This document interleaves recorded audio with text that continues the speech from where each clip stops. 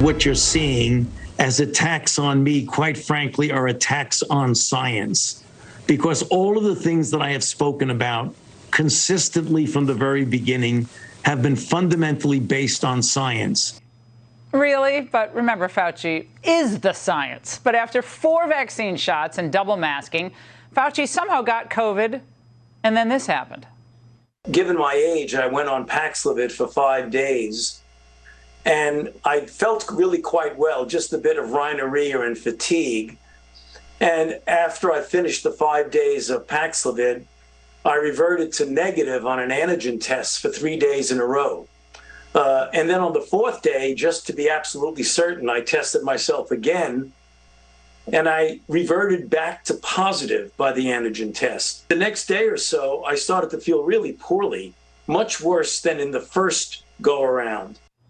Well, we told him it doesn't work.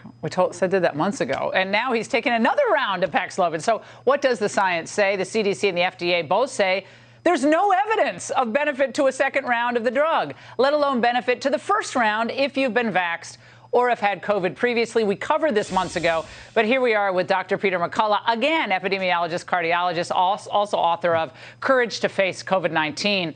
Dr. McCullough, what in the heck is going on here with Fauci?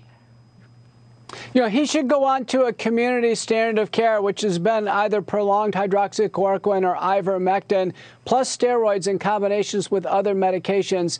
Paxlovid has really struggled to join a community standard of care multi-drug regimen. And you know, he's basically a classic case example of what the CDC warned on May 24th of this year. They said, listen, in those who are fully vaccinated, based on 3 papers, Gupta, Charnes, and Carlin, that in fact, if we rely on Paxlovid alone, there can be rebound and get worse about 2 to 8 days after they finish the initial course.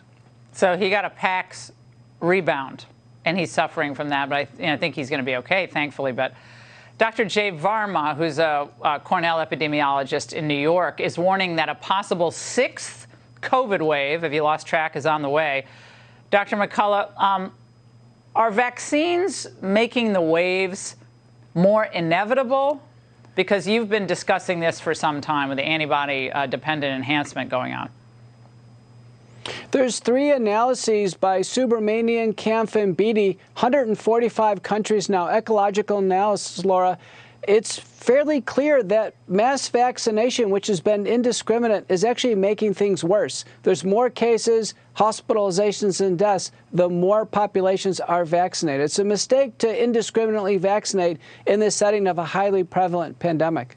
You know, in New York, where we were last several weeks, we've been in New York a lot, and they have these COVID-19 tents. Have you seen them in the street corner in New York? You just walk in anytime. Is there any reason to even have that? I mean, obviously it's expensive, but they're everywhere in New York still. You know, I don't think there's any role for mass testing. Testing has only been FDA approved for those who are acutely ill with the virus to establish a diagnosis. They don't have any role for asymptomatic or just casual testing. Dr. McCullough, great to see you as always.